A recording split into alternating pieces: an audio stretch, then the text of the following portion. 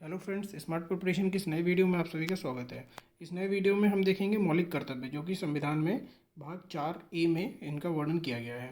मौलिक कर्तव्य का ये वीडियो काफ़ी छोटा होने वाला है और बट एग्जाम के पॉइंट ऑफ व्यू से काफ़ी इंपॉर्टेंट होता है। ये मौलिक कर्तव्य से रिलेटेड कई सारे क्वेश्चंस बनते हैं, वो आज हम इस वीडियो में डिस्कस करेंगे। सबसे पहला होता है कि इनको कहाँ से लिया गया है। तो ये जो सोवियत संघ जो था, यानी कि इससे लिया गया है। जो इसका संविधान था वहाँ से इसको अडॉप्ट किया गया है।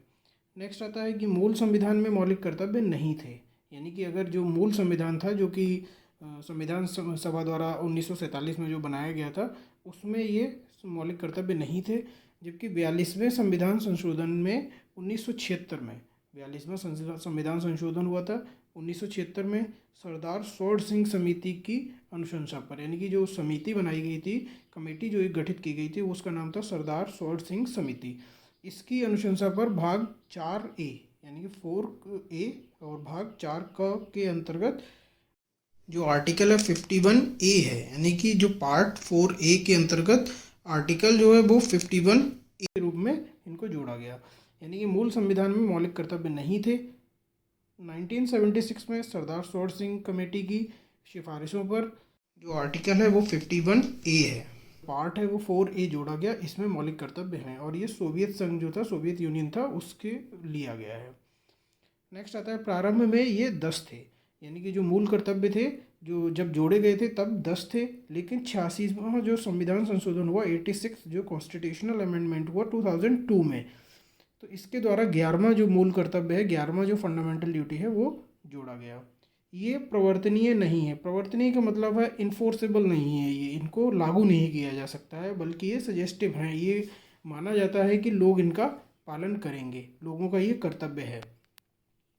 तो मूल कर्तव्य को निरर्थक घोषणाएं भी कहा जाता है, यानी कि किसी इसका कोई अर्थ नहीं निकलता है, ये ऐसी घोषणाएं हैं, ये भी इनको कहा जाता है। नेक्स्ट आता है वर्मा समिति, जो कि 1999 में बनाई गई थी। ये मूल कर्तव्यों से संबंधित है, एग्जाम में पूछा जाता है। इसमें से मैं बताता हूँ कौन कौन से क्वेश्चंस बन सकते हैं एग्जाम के पॉइंट ऑफ व्यू से इन 5 पॉइंट्स में। सबसे पहले तो ये कि वर्मा समिति किससे संबंधित है, तो ये मूल कर्तव्य से संबंधित है। नेक्स्ट पॉइंट बन सकता है कि ये कौन सी जो कमेटी थी जिसकी सिफारिशों पर जोड़े गए थे, तो ये थी सरदार स्वर्ण सिंह कमेटी थी, जिनकी सिफारिशों पर मूल कर्तव्य संविधान में जोड़े गए थे। नेक्स्ट क्वेश्चन बनता है कि मूल कर्तव्यों का वर्णन संविधान में किस भाग में है, तो ये भाग 4A या फिर 4 क, भाग 4A या फिर भाग 4 क में ये वर्णन किया गया है।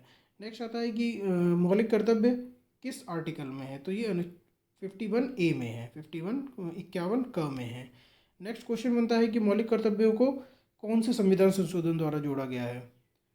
मौलिक कर्तव्यों को कौन से संविधान संशोधन द्वारा जोड़ा गया, तो ये 42वें संविधान संशोधन में जोड़ा गया था, यानी कि 42वां कॉन्स्टिट्यूशनल अमेंडमेंट जो कि 1976 में हुआ था, उसके द्वारा जोड़ा गया था।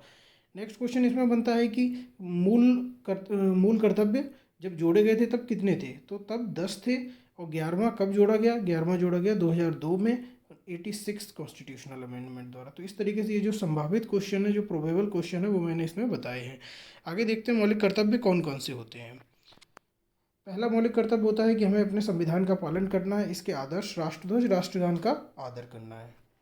नेक्स्ट जो आता है कि राष्ट्रीय आंदोलनों को प्रेरित करने वाले आदर्श जो होते हैं, जो आइडियल है, जो राष्ट्रीय आंदोलनों को प्रेरित करते हैं, उनको हृदय में संजोए रखना है, यानी कि उनका भी सम्मान करना है। नेक्स्ट आता है संप्रभुता, एकता और अखंडता की रक्षा करनी है। काफ़ी इंपॉर्टेंट है और कई बार एग्जाम्स में ये रिपीट किया गया है। नेक्स्ट आता है फोर्थ, आह्वान करने पर यानी कि बुलाए जाने पर राष्ट्र की सेवा के लिए, देश की सेवा के लिए तैयार रहना है। नेक्स्ट फिफ्थ आता है हमको भाईचारे के साथ देश में रहना है। नेक्स्ट सिक्स आता है कि गौरवशाली परंपरा का महत्व और रक्षा करनी है, उसकी जो गौरवशाली हमारी परंपराएं हैं उनका महत्व बनाए रखना है और उसकी रक्षा करनी है। नेक्स्ट आता है प्राकृतिक पर्यावरण की रक्षा करनी है और प्राणियों के प्रति दया दिखानी है। जो हमारा प्राकृतिक पर्यावरण है उसकी हमको रक्षा करनी है और जो प्राणी हैं उनके साथ हमको बर्बरता नहीं दिखानी है, उनके साथ हमको दया दिखानी है। नेक्स्ट आता है एट्थ कि वैज्ञानिक दृष्टिकोण अपनाना है। हम कोई भी काम करेंगे उसको साइंटिफिक विजन के साथ करेंगे। मानववाद यानी कि ह्यूमैनिटी को बढ़ावा देना है, और ज्ञानार्जन यानी कि हमको नॉलेज को ज़्यादा से ज़्यादा सीखने पर ध्यान देना है, और सुधार की भावना का विकास करना है, यानी कि इम्प्रूवमेंट की जो एक फीलिंग्स होती हैं उसको डेवलप करना है।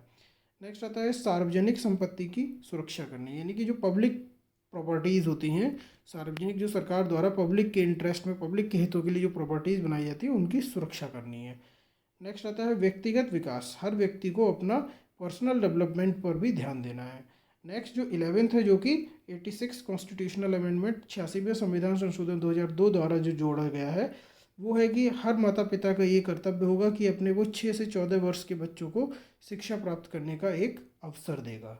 यानी कि हर माता पिता का ये कर्तव्य होगा कि वो 6 से 14 वर्ष के बच्चों के लिए जो शिक्षा प्राप्त करने का वो अवसर प्रदान करेंगे। तो इस तरीके से दोस्तों हमने देखा कि हमारे पास टोटल हमारे संविधान में इस समय पर कुल 11 जो है फंडामेंटल ड्यूटीज़ हैं, जो कि मूल संविधान में 10 थी, लेकिन 11वीं 86 कॉन्स्टिट्यूशनल अमेंडमेंट 2002 में जोड़ी गई है।